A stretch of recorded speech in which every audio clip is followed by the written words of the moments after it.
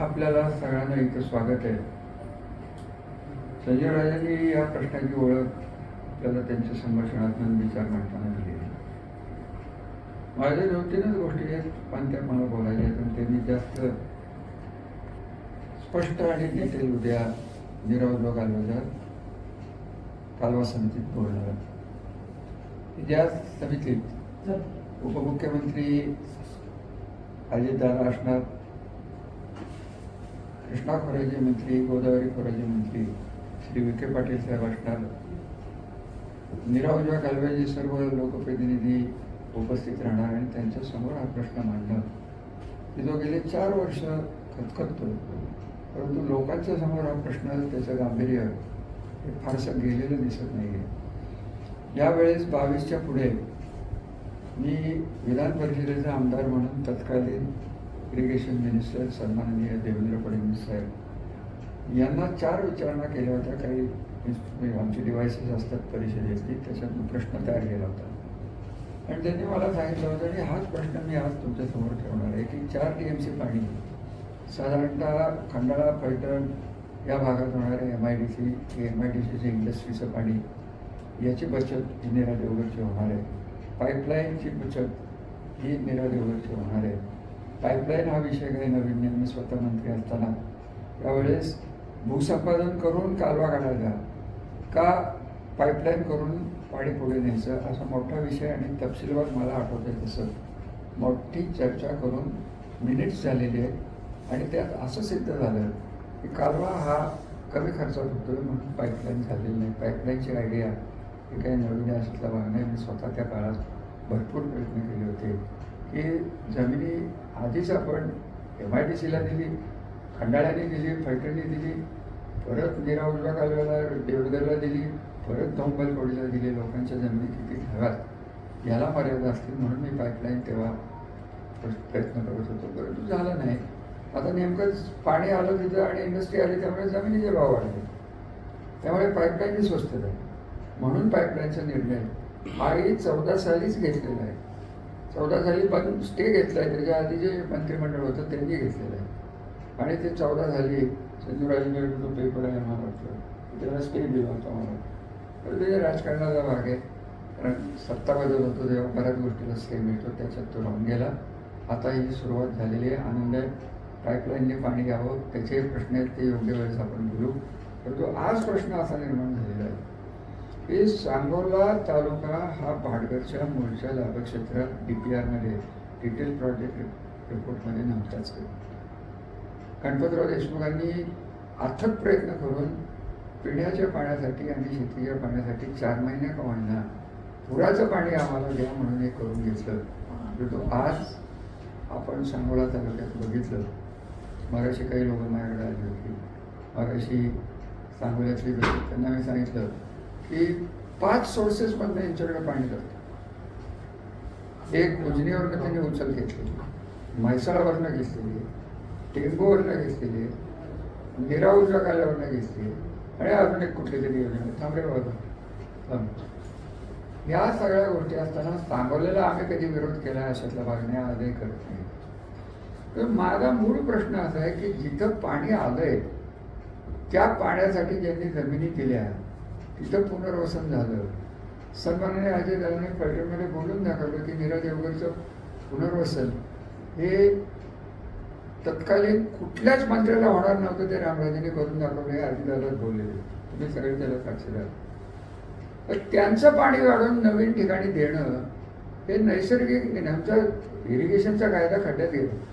तर नैसर्गिक न्यायाला धरून आणि माणुसकीला धरून आहे का की ज्या माणसांनी डोंगरातनं पाणी स्वतःची घरं उठवली इथं आली ना तर व्यवस्थित राहत आहेत, तुम्ही सगळे बघताय, सगळं पुनर्वसन त्यांचं पूर्ण झालं आहे असं मी म्हणणार नाही. आणि ते सोडून जर नवीन नवीन लाभक्षेत्र तुम्ही पाणी वाढवा, नीरा खोऱ्यात पाणी आहे.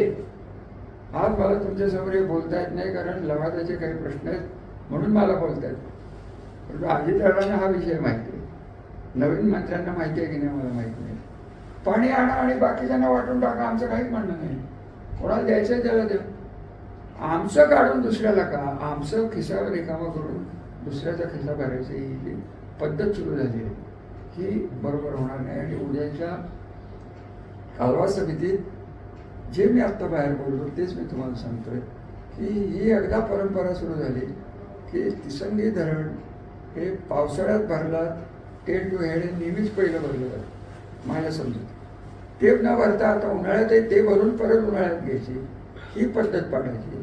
हे पाणी कोणाचं जाणार की आपलं इथेच वाढलंय का पाणी पाणी वाढलेलं. आज माझ्या माहितीने तिसंगी धरण 60% भरलेलं आहे. पाण्याची गरज आहे का कोणी मागणी केली आहे तर त्यांनी का केली मला माहीत नाही. कदाचित ज्या पदावर ते आहेत त्या पदावर त्यांना योग्य वाटलं म्हणून त्यांनी मागणी केली त्याच्यात काही चुकीचं आहे असं मला वाटतं. खासदार प्रणिती शिंदेंनी तेच मागणी केली. असं काही नाही आहे की कोणी एका विशिष्ट माणसाने केली. जो तो आपल्या मतदारसंघाचं बघतच असतो. त्याचप्रमाणे माझे आमदार जे आहेत तिथले सातपुते साहेब त्यांनी मागणी केली की तिथं माचोद्र का काहीतरी आहे तिथं ते सब डिव्हिजनमध्ये काही गोंधळ झालेले ते 12 महिने भरतच नाही 8 महिने भरते ते भिजतं ते निरावजीवर भिजतं. त्यावेळी ते वाढवून द्या म्हणजे ते 12 महिने होईल. परत आमचंच कमी करा त्यांना द्या. मग माळशिरस मधलं जे आहे तेच त्यांना देऊन टाका. शेवटी गावच माळशिरस मधले त्याला फलटण तालुक्याचं आणि खंडाळा तालुक्याचं कमी करायचं कारण काय. त्या अशा मुद्दे तयार झालेले आहेत की त्याच्यात नाही म्हणलं तरी फलटण तालुक्याचं पाणी कमी करायचं. आज मला तुम्ही सांगा बाकीचं सगळं पाण्याचं सोडून द्या. 20 लाख टन ऊस आपल्या तालुक्यात आलाय मान्य आहे सगळ्यांना 20 लाख. तर हे पाणी कमी होत गेलं तर ह्या 4 कारखान्यापैकी ऊस कुठनं आणायला खंडाळा तालुक्यात जी परिस्थिती होती तीच आपल्या तालुक्यात ज्यांनी पाण्यासाठी आपल्या तालुक्याने कष्ट केले मी केले करून मला संधी मिळाली. परंतु खरं लोकांनी जर साथ दिली नसती त्यांनी काय वेडे म्हणून त्यांनी हे दिलं होतं का. असे सगळे प्रश्न जे तयार होत आहेत थोडक्यात फलटण तालुक्याच्या बागायतदारीचा खंडाळा तालुक्याच्या बागायतदारीचा आणि काही प्रमाणात माळशिरस हा प्रश्न तयार जो झालेला आहे होतोय तो आपल्याला उद्या पब्लिक डोमेनमध्ये सार्वजनिक ठिकाणी मांडायचा आमचा प्रयत्न राहणार. जे काही होईल ते होईल. मी हा प्रश्न देवेंद्र साहेबांना सांगितला होता की पाणी वाटपाची उच्चस्तरीय बैठक घ्या. ती घेतली गेली नाही. त्यामुळे आम्हाला आता पाणी कळवा समितीतच मांडायला पाहिजे. आणि राजकीय विषय जर आहेच तर ज्यांनी आरोप केले की बारामती तालुक्यात पाणी चोर नेते आहेत ही सभा तुम्ही ऐकली सगळ्या महाराष्ट्राने आहे. त्यांनीच आता त्यांच्याकडचं पाणी थांबवून दाखवावं. आमदार त्यांचा आहे त्यांनी दाखवावं पाणी थांबून कसं थांबते. ते आमचे प्रयत्न तेव्हापासून चाललेले आहेत. जे संजय बाबा बोलले तेवढीच माझी मागणी आहे. नीरा देवगरचा केलेला त्याग ज्या लोकांचा आहे त्या माळशिरस आणि खंडाळ्यात हे नीरा देवगरचं वाचलेलं पाणी द्यावं.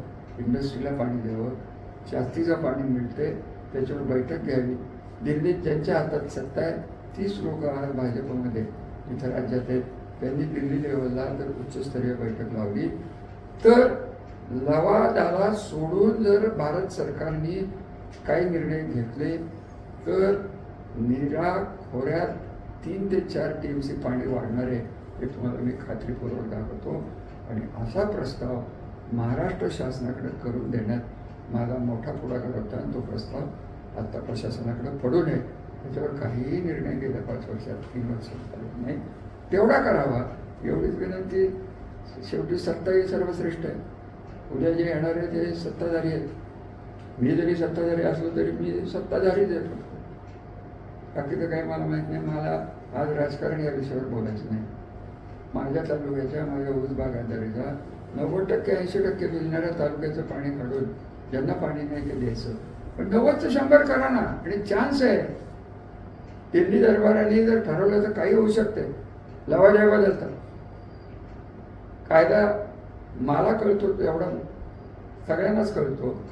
बघा त्याच्या हातात सत्ता आहे त्याला हे सगळं मिळत असतं. ज्यांच्याकडे सत्ता आहे त्यांनी किती वर्ष आपण तिथं होतो हा प्रश्न कुठं सोडवला की नीरा खोऱ्याचं पाणी वाढतंय कसं. कृष्णा खोऱ्याचं पाणी वाढतंय कसं. कर्नाटक आंध्राला पाणी द्यावंच का. हे पाणी आपल्याला का घ्यायचं नाही. मी लावायला स्वतः गेलो. हा प्रश्न तेव्हा नव्हता काढला. त्याला काही अडचणी आहे. त्या अडचणी मी जर बोललो तर आपल्यापेक्षा जास्त जागृत कर्नाटक आणि तेलंगणा सध्या किंवा आंध्र हे राज्य अतिशय जागृत आहेत पाण्याच्या बाबतीत. तुम्हाला सगळ्यांना आज खोटं वाटेल, परंतु 2 धरणात आंध्राने 800 TMC पाणी जवळजवळ वापरलेले. 2 एक काय ते नागार्जुन सागर आणि अजून एक कुठलं वेगळे, हे 2 धरणात. आणि आपली अर्थात नैसर्गिक रचना आपली बारीक आहे, कारण नदी आपल्याकडे वाहते तेव्हा बारीक असते.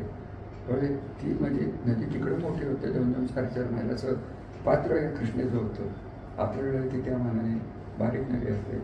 या सगळ्या गोष्टीचा विचार करून 30 वर्ष जल क्षेत्रात काम केल्यानंतर 2 गोष्टी मला कळतात की जर नाटंबी धरण झालं असतं तर आज मीरा देवघर धरण संजीवराजे 11 TMC आहे, ते पहिलं 8.5चं 11.5 करून घेतलं मी, म्हणून 50% ती विश्वासार्हता केली.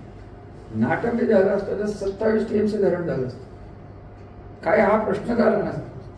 27 TMC पंढरपूरपर्यंत गेलं असतं. हे पाणी गेलं कुठं, वाटलं गेलं कुठं गेलं अजून कोणालाच पत्ता लागत नाही. मी खूप प्रयत्न केला. 16 TMC पाणी तर निराखोऱ्यात आहेत ना, 27चं नाटक दिलं होतं, तर 11, 11.5, 12 TMC आज देवघरला आहे. उरलेले 16 गेले कुठे कोणालाच माहिती. आणि या अशा दृष्टीने जर फक्त आपल्या तालुक्याचा विचार न करता निराखोऱ्याचा विचार करून निराखोऱ्याच्या सर्व दुष्काळग्रस्त भागाला जर पाणी देता आलं, त्या दृष्टीने पुढच्या काही वर्षात माझा प्रयत्न राहणार आहे. आपण आल्याबद्दल धन्यवाद. आपले काही प्रश्न असले तर विचारा. गेलं कुठे?